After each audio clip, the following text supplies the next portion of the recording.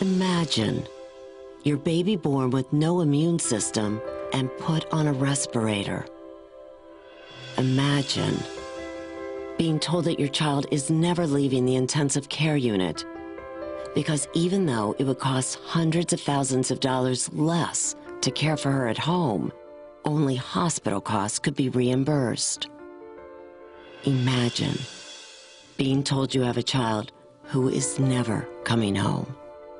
That is what happened to Julia, and that is what transformed her mother. She didn't know what home was. She knew she wanted to leave the ICU. I was going to get her home by hook or by crook, and I didn't care what it took. Margaret Micol did just that. After a lot of wrangling, Julia became the first child in New York State to go home on life support. And Margaret and her husband Eve have to have been the first parents ever to weld a stroller together so it could carry 85 pounds of equipment. There was no keeping that kid home once she blew out of the hospital because freedom was so important to her and this life was so important. There was no turning back, not for Julia and not for the children in the ICU she left behind. When she got home, she said all the children have to go home. And she was serious. Julia died when she was 7.5. But the Micols continued the fight for state legislation so that all children like Julia could be cared for at home. SCIP, Sick Children Need Involved People, is Julia's legacy. If something's coming between one of our kids' needs, I'll just push through the system. Margaret started SCIP in 1983. Since then, she has helped more than 7,000 families through the bureaucratic labyrinth that comes with home care for children with special needs. When you see a young child in the context of a hospital versus a young child in the context of home, it just makes so much sense. It's not something that you sort of have to ponder, is this the right thing to do? Everyone deserves a family and everyone deserves a home. And it's kind of simple, and I'm kind of simple stupid, and it just makes sense. Like Janiyah.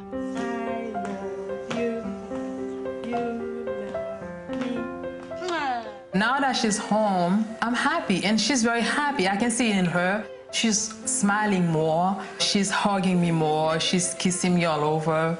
And I have more time for her to hug her, to give her the love that she needs. I don't have to worry when I'm at work because I know I'm coming home to her. It wasn't always that way. Janiyah was destined for a long-term facility. Her mother, Josette, saddled with crushing medical bills, was in danger of losing their home when SCIP stepped in. Margaret and her caseworkers navigated insurance and Medicaid and cut through a maze of agencies and services to find solutions. You can't fix everything. What you can do is take the mundane away from them and try and make them whole again. And there is Jacob. Told that Jacob might only have months to live, his mother Amy wanted to get him home, and then found out she couldn't because her insurance company refused to pay for round-the-clock nursing care. I was stunned, had no idea where to go, who to turn to. There's no roadmap for this stuff. There's no preparation to how to fight an insurance company. Enter SCIP and Margaret Micol. She was a bulldog. A week later, we were discharged with 24/7 nursing. Margaret always gave me hope that the situation would be fixed. We had enough to do worrying about Jacob's health. Everything else was so hard to handle on top of that, and I felt with Margaret there, she would handle it. So I could worry about my kid, which is all I should be worried about. Do you put yourself in their shoes? No, they all walk in their own shoes. That's really silly to say, I know what you're going through. It's demeaning, because no, you don't. Every situation is different. Can I be there to take care of the dust and the fallout? Yes, that's what our job is. So Alita could focus on giving Serena a good life. Margaret said, don't worry, Serena's a SCIP kid now, and Serena's coming home. Serena's a little girl, she needs to be with her family, she's coming home. They worked a miracle, basically. And Kathy could bring her David home after neurosurgery. I didn't know the first thing about going to get services. I knew he needed services, but I didn't know how to get them. I had, a million and one questions, and Margaret always took the time to speak to me as a parent. And Sabretta already struggling to feed her family, could get what she needed for Jalexis. Having so many doors closed in my face, it's been a very difficult road. I just want to say thank you. Thank you for helping me. Thank you for making me whole again. Thank you.